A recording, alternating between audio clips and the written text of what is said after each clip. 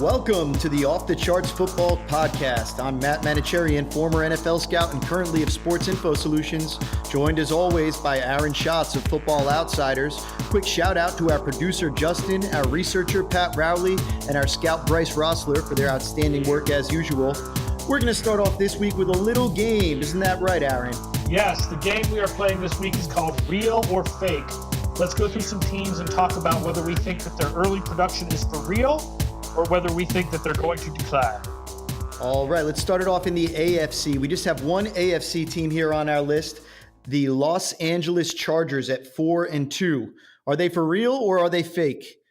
I think the Los Angeles part is completely fake, but the team itself is for real. Yes, I mean the Chargers, they are currently number 5 in DVOA, including third on offense. And they are above average on defense, which is pretty good considering that they haven't had Joey Bosa, who's their best defensive player for the entire season. He should come back at midseason, so they should go on a nice little run in the second half of the year. Yeah, I'm with you. I think the Chargers are for real, and it's mostly for me about Phillip Rivers and what he's been able to do this year and following up on his year last year really too. He leads NFL quarterbacks with 36 total points and an IQR of 125, second in expected points added on passes to Mahomes, second in positive play percentage to Breeze. And on top of that, I think the AFC is still mostly trash. The Chargers can run the ball. They're 12th in quarterback rating against. They're 9th in total pressures, and they don't even have arguably their best defender back for them yet. I think this team is very much for real and can compete with anybody in the AFC. And you've got to think that at some point they're going to get over their special teams curse. Their special teams can't possibly constantly have problems. I mean, how many kickers can you go through who are bad? At some point, they're going to find someone who can actually kick. Yeah, at some point, that just has to settle. Let's take a look over to the NFC, though, and let's talk about the Philadelphia Eagles, the Super Bowl champions. They're sitting at 3-3, just number 17 in DVOA. Are they real or are they fake? I'm going to say that I think the Eagles are more for real than this. I think that they're going to improve off of this. I think they're a better team than what we've seen so far this year. I will note that if you only look at the last 3 games of offense, their offensive rating would go from 19th to 12th. On the other hand, if you took out the first game of the season against Atlanta, their defensive rating would fall from 11th to 20th. So their offense has been getting better. Their defense has been getting worse. But when you look at all the talent on this team, I've got to think that the Eagles are better than 17th. They're just a better team than that. Yeah, I'm with you. This is a really tough one for me, but I lean towards real with the Eagles. You mentioned a couple of things. The pass defense has certainly had its issues. The run defense is second in the NFL. They give up less than 80 yards per game. The thing that I look at as the big difference maker is them starting the season without Carson Wentz and how he's been playing and how he's been kind of coming back, because he's looked like a different Carson Wentz to the naked eye, but the numbers love him. He's 9th in IQR at 111. He's 7th in total points at 22, despite missing those games at the early part of the year. So I think that the arrow is up. And outside of the Rams and Saints, I like them as much as anybody in the NFC. So I think they're for real, but I've been wrong before. Let's move it ahead and talk about the Seahawks. The Seahawks are also there at 3-3 in the NFC, and they moved up to number 8 in DVOA and number 4 on defense. Are the Seahawks for real? I think they're for real, sort of. I mean, I don't think they're really the 4th best defense in the league over the long term without Earl Thomas, but they might be better than anyone's giving them credit for. They've had 2 games without Earl Thomas, and the first game was their worst defensive performance of the season so far, but it wasn't really that bad. The second game was phenomenal, but it was against the Raiders, who never even threw the ball more than 10 yards.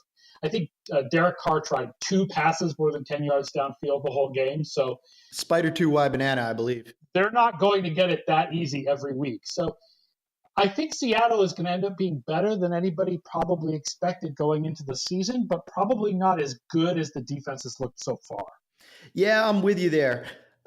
When I look at them on the defensive side, the secondary is back to number 3 in the league, allowing an 81 quarterback rating against. But I still get nervous because they allow 4.7 yards per carry on the ground and just 21st in total pressures. So I think that they're good, but I don't think they're quite as good as DVOA thinks they are right now. On the offensive side, Russell Wilson's really having an interesting season. I think he's one of these quarterbacks that's right on the cusp of being a win because of or a win with type of guy.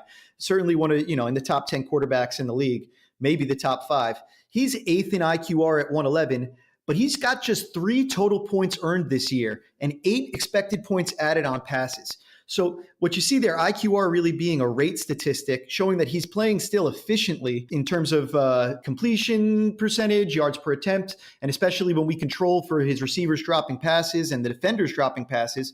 But total points, which looks at how much offense you're creating, just 3 total points earned for him this year, makes me wonder a little bit. And at the end of the day, I just don't see this team being a big threat without home field advantage, which they almost certainly won't have, being in LA's division. Hard for me to see them winning in LA or New Orleans. So just barely, I call the Seahawks fake. The other thing is that Russell Wilson just isn't running as efficiently as he has before because of hamstring injuries. He's running less efficiently and he's running less often. Usually he's at the top of our list for rushing value. This year he's near the bottom. Very interesting there.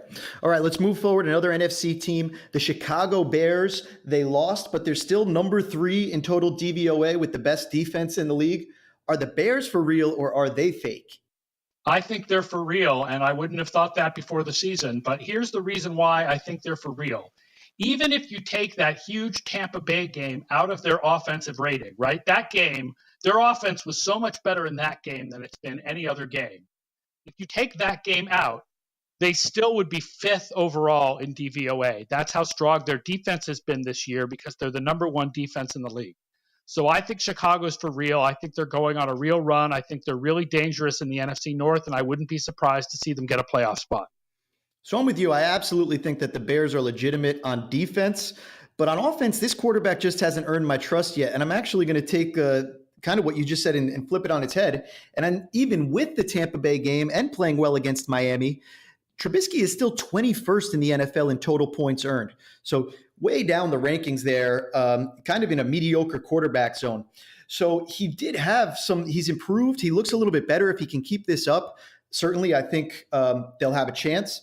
But at the end of the day, the NFC North race right now is looking like it's a toss-up between the preseason favorite, Minnesota, the best defense, Chicago, and the best quarterback, Aaron Rodgers. And I just don't love any of them. So at the end of the day, again, I don't think they challenge the Rams or the Saints. And in that sense, I'll call them fake. I don't think they're a real contender. I think they're the Ravens, right? I mean, it's all defense. Their offense, like I said, you take out that Tampa Bay game. And like you said, even with the Tampa Bay game, the offense isn't particularly good. All the stuff that Matt Nagy was supposed to do for Trubisky is just not really happening except in that one game.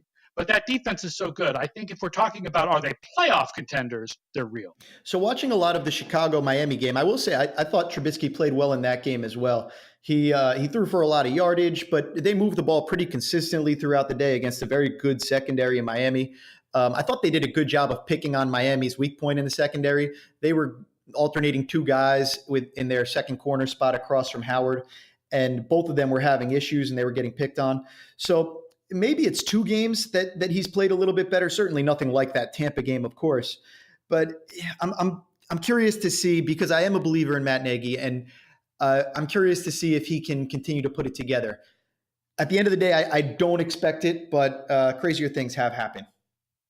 Yeah, I do think we have their Super Bowl odds a little high because of their early performance. And I wouldn't say that they're one of the top 5 Super Bowl contenders the way our playoff odds simulation has them. But I mean, I think this is going to be a playoff team. Yes, absolutely. And then one more team that's looking like a cusper as far as the playoffs go, the 3-2 Carolina Panthers. They're at number 11 in DVOA, sandwiched in between Pittsburgh and Cincinnati. And that sounds about right to me. What do you think? Yeah. What's interesting about Carolina is that they looked like they were the one defense that you could trust in the NFC South, but they're only 21st in defensive DVOA so far. So if their defense improves to what we expected going into the season, then they're real contenders. But if their offense declines into what we expected going into the season, then they're not real contenders. Yeah, I think they're in kind of that mediocre zone with those 3 teams from the NFC North that we were just talking about. I don't see them competing with New Orleans for the division. And at the end of the day, I think no matter how good you are on offense, it's on defense rather, it's going to be hard to keep up with the Saints on offense. And Cam Newton, looking at his kind of quarterback shot chart like they do for the NBA, we have those for quarterbacks, and he's only above average passing to 2 out of the 20 areas on the field that we look at. So I don't think that the Panthers are necessarily fake per se, because I don't think anybody really thinks that they are that good.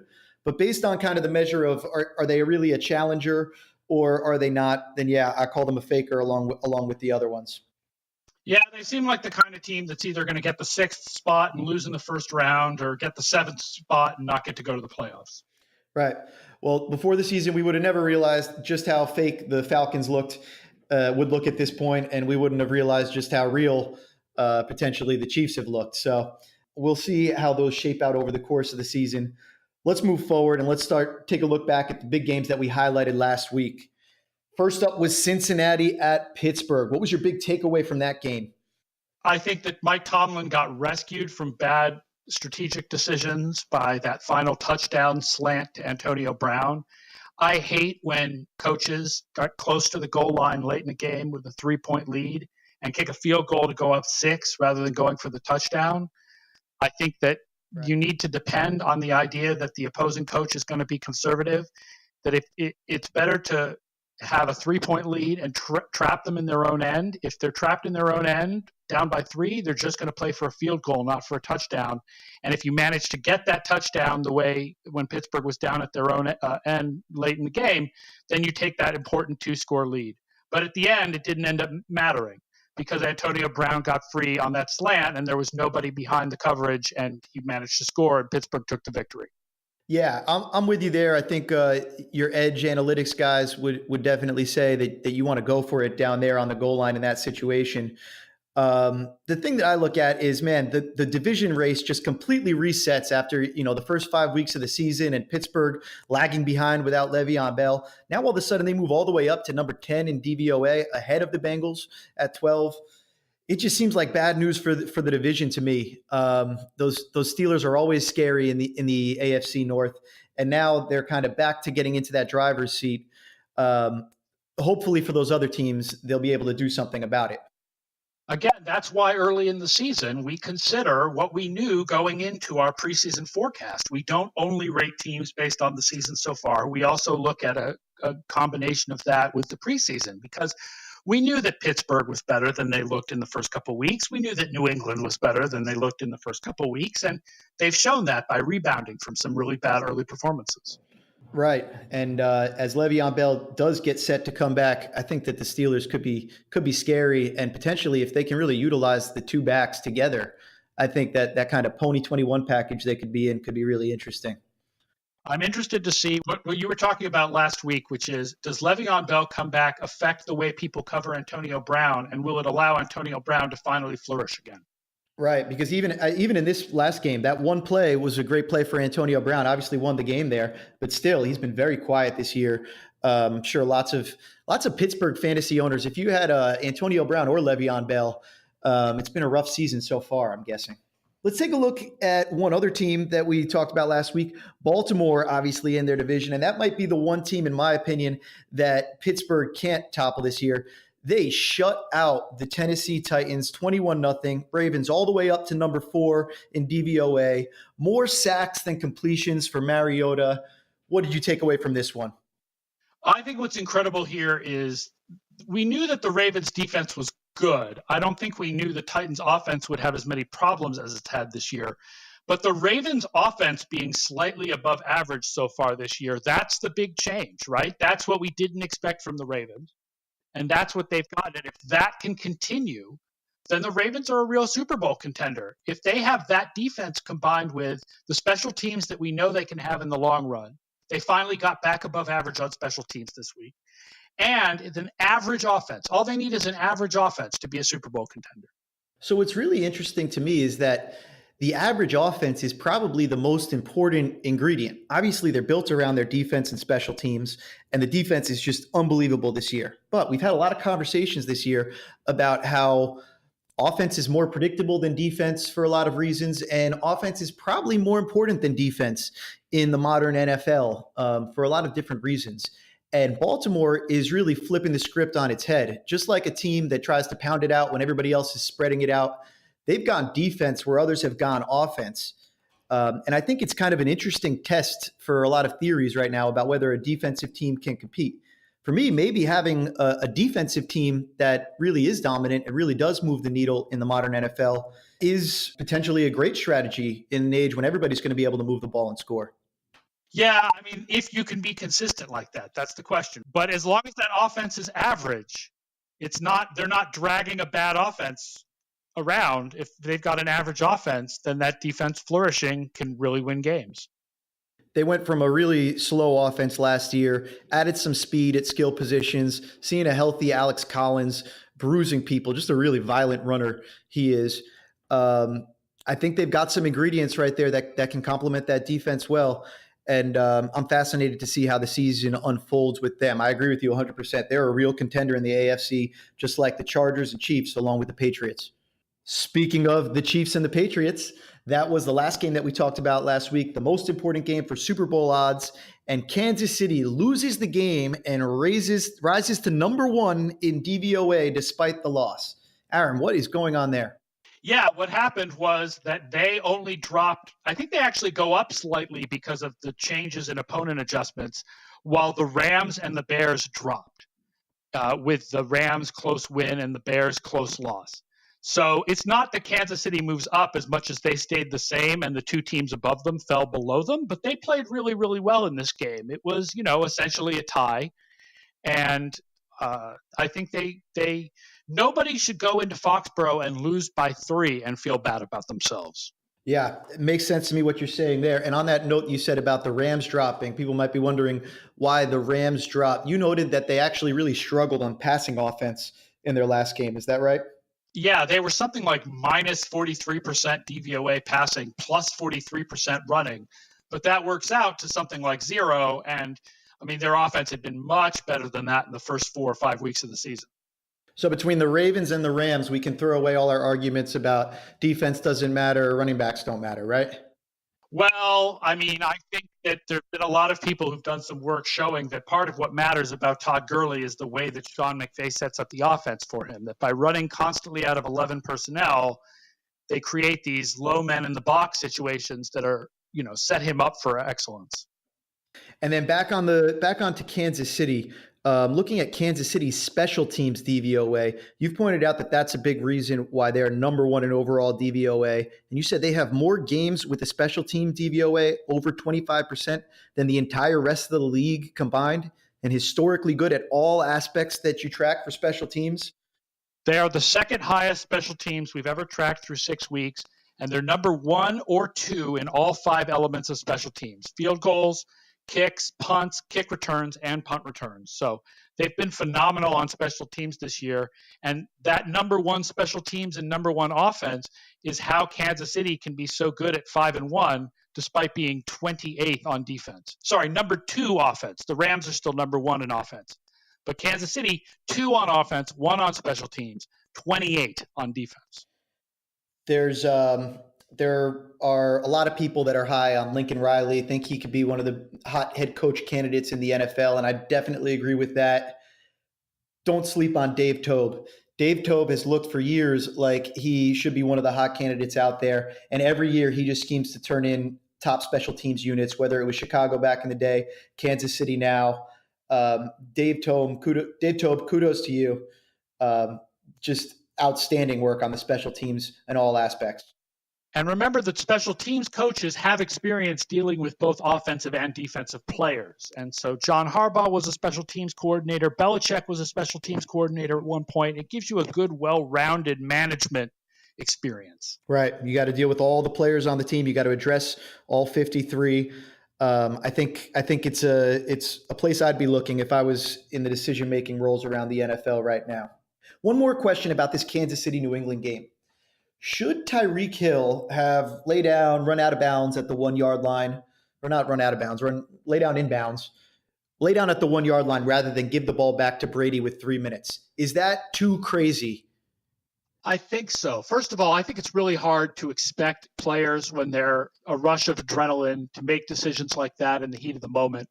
Sure. But if we could implant a chip in his brain to that moment, knowing everything we know right now, would that even be a wise strategy? There were over 3 minutes left, and the Patriots still had all three timeouts. So let's say he does that, and let's say they run the ball three times. The Patriots call timeout each time. They end up getting the ball back with 2:45 left, and they still have the 2-minute warning. There was plenty of time for them to march down the field. So, I mean, they have to score. Remember, they have to score a touchdown. They're losing by 7. So if you go down on the 1-yard line, you also have the risk that you're not going to get the touchdown. So by no means, I think even if that game was tied, it's still you want to score the touchdown. If it's tied, that's interesting. Because Brady still had 3 minutes and all three timeouts, and he was going to have time to drive the ball down the field either way. But given that they were losing by 7, absolutely you want to score the touchdown. Right. No argument for me there. Just wanted to explore that one out a little bit. All right, let's take a quick break for an ad, and then we'll come back in with our most important games for Week 7. The Off the Charts podcast is brought to you by Football Outsiders premium charting data and Football Outsiders weekly fantasy projections. You can log on to footballoutsiders.com and get a subscription to either of these products that are joint ventures between Football Outsiders and Sports Info Solutions. With our weekly fantasy projections, you get the deepest analytical insights built into your projections that you can use to build your own rosters for fantasy football every week. And with FO Premium charting data, you can get the best of Sports Info Solutions charting data, the same charting data that we discuss on the Off the Charts podcast, including broken tackles, pressures, play action, and cornerback charting metrics. For more information, log on to footballoutsiders.com and you can sign up for either of these services. All right, and we are back with the most important games this week for playoff odds. Aaron, what is the first game? The first most important game for the playoff odds is in that tight AFC South, Houston and Jacksonville. Both teams are about the same, 55% into the playoffs with a win, 22% with a loss. Jacksonville is slightly less. Jacksonville is 54-21, but I mean, these two teams are basically tied, and this game is hugely important for the playoff opportunity for both teams. Yeah, so I like Houston for a couple of reasons in this game. And right off the bat, Blake Bortles. Houston plays man defense 59% of the time. That's the 7th highest rate in the NFL. Bortles' IQR against zone is up at 100. Against man, it's down at just 65. So I look at that matchup of Houston staying in that man, trying to pressure Bortles, and him not performing well against that sort of coverage. Advantage Houston for me there. Yeah, I will say this is a game where it's good for Jacksonville that Leonard Fournette is probably going to be injured and not be able to play, because the Houston defense is so much better against the run than the pass. And strange as it sounds, you kind of want to put the game in Bortles' hands, even if he doesn't succeed against that kind of coverage, because their run defense has been so good this year. Especially on first down, Houston is the best defense in the league against the run on first down, and they're 27th against the pass. So while he may struggle against that kind of coverage, it's probably the better option than trying to run the ball. Ooh, I like the way that sounds if I'm the Texans, especially if I'm J.J. Watt, because if they do pass the ball a bunch, I'm looking at J.J. Watt and his sack race, where he is tied with his brother and Daniil Hunter of the Vikings with 7 sacks so far this year. J.J., though, has been a one-man force, just unbelievable in terms of the highest individual percentage of your team's total pressures. So what percent of your team's pressures do you generate? J.J. Watt's up at 35%. For comparison, T.J. Watt's down at just 20%. So both these guys, 7 sacks so far through 6 games. But in terms of what he's doing, shouldering the burden of that pass rush load, J.J. Watt just continues to be an unbelievable, outrageous human being. Here's another reason to like Houston in this game. Believe it or not, the Jaguars are currently 23rd in DVOA against opposing number 1 receivers. Like, that sounds crazy given the quality of their outside cornerbacks. But you can motion Hopkins into the slot and keep him away from Bowie and Ramsey. Right. I'll throw one out there in the opposite direction there for you. One reason why the Jaguars may be able to contain DeAndre Hopkins is that he generates almost all of his production on balls thrown more than 10 yards down the field. And Jacksonville leads the league in yards per attempt on balls thrown 10 or more yards downfield. So we've seen them step back defensively this year a little bit, certainly with that last game for Jacksonville. But in terms of the deep passing game, they still have been good in that situation. Well, perhaps it's a big Kiki Cutie game then. Kiki Kuti. He is very cute, isn't he? One more thing, not so cute from a Jaguars perspective. Their middle of the field open coverages, their middle of the field closed coverages, either cover one or cover three, which we know they like to spend a lot of their time in. They've really taken a step backwards. In 2017, cover one, they had negative 45 expected points added over the course of the year. They had negative 20 expected points added in cover three over the course of the year. This year, they're right about at 0. They are not creating a huge advantage for themselves with that cover three, cover one scheme, just, strangling teams and taking the life out of them like they were. They've been pretty average this year. Just 5 expected points added per 100 plays in cover one, 7 in cover three. So pretty mediocre run-of-the-mill stats there. When that cover one, cover three scheme isn't their go-to, it's not a dominant weapon for them, it's shown some chinks in their armor. All right, let's take it and move ahead to the next most important game of the week, and let's talk about Dallas and Washington in the NFC least. Yes, Dallas is in 57% of the time with a win, 27% with a loss. Washington is in 61% with a win, 31% with a loss. And I really like the way the matchups line up for Dallas in this game. Washington's defense has been 30th against the run this year. We know that Dallas would much rather run the ball than pass it. Washington's 13th in DVOA versus the pass, 30th against the run. Washington also really susceptible to play action fakes so far this year, allowing 4 yards per pass more with a play fake. That is the 4th biggest gap in the league. And piling on with that one, even more specifically, the Cowboys have run very well this year when they've pulled at least one lineman. So when they've used these gap blocking schemes as opposed to zone blocking schemes, Elliott has 29 rushing attempts on those concepts. And in terms of expected points added per play, with more than one puller, 20 expected points added per play. With no pullers, negative 0.1 expected points added per play. So much better on those gap scheme runs than on those zone scheme runs, which fits what we know about the Cowboys and how they've built their offensive line. Compare it again also, that's when the Cowboys do it versus don't do it. Compare it to the league. Similar sort of thing. Elliott, 20 expected points per 100 plays. The NFL average, 0. It's basically a nothing play. Doesn't help you, doesn't hurt you at all. But Zeke is actually positive compared to the league average and by quite a margin. So even though we've seen some struggles from Elliott this year from the Washington offense, those gap scheme runs have been working for them, and we'd expect to see them come back to them more, especially because Washington has been abysmal defending those concepts. So when an opposing offense has pulled at least one lineman against the Redskins, they've yielded 17 expected points per 100 play and a 55% positive play rate. So they've really struggled defending those gap scheme runs, which is the Cowboys' strength. Like you're saying, the matchups really favor the Cowboys on that side of the ball. Right. Now, on defense, the other thing is that Dallas's pressure rate has been really strong. They're second in pressure rate from the SIS charting. Washington's average in pressure rate on offense. But it's interesting, despite the strong pressure rate, the Dallas defense is much better against the run than the pass. They're 23rd against the pass and 5th against the run. So the coverage hasn't been as good. The pressure, they've been bringing pressure, but they haven't affected the other team with pressure because the coverage hasn't been as good. Right. And then on that other side for Washington, one thing that Alex Smith has going for him is Chris Thompson returning to the lineup this week. He has 26 receptions, which paced the Redskins despite missing last week. And his 6.5 receptions a game put him in elite company amongst pass catching backs. Alvin Kamara, 7.4, Saquon Barkley, 6.7, Christian McCaffrey, 6.6 are the only guys that are ahead of Chris Thompson in terms of receptions per game. So we're looking at that. And then we're also looking at the home road splits here, where Alex Smith has struggled at home relative to on the road, just a 102 IQR at home and 118 on the road. Meanwhile, Dak Prescott, 109 at home, just 65 on the road.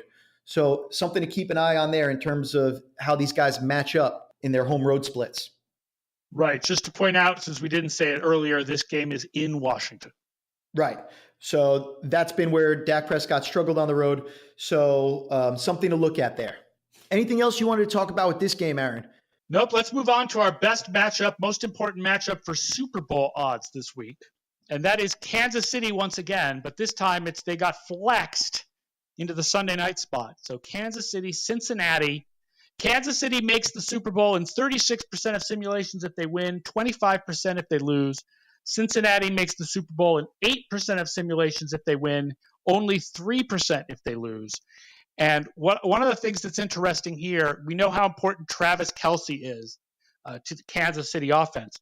Cincinnati's defense is 8th in DVOA against tight ends, but they do face a lot of tight end passes. So while they're efficient against tight ends, they also allow a lot of open tight ends. And so I think you could see a big production game from Kelce, even if there are some incomplete passes to him.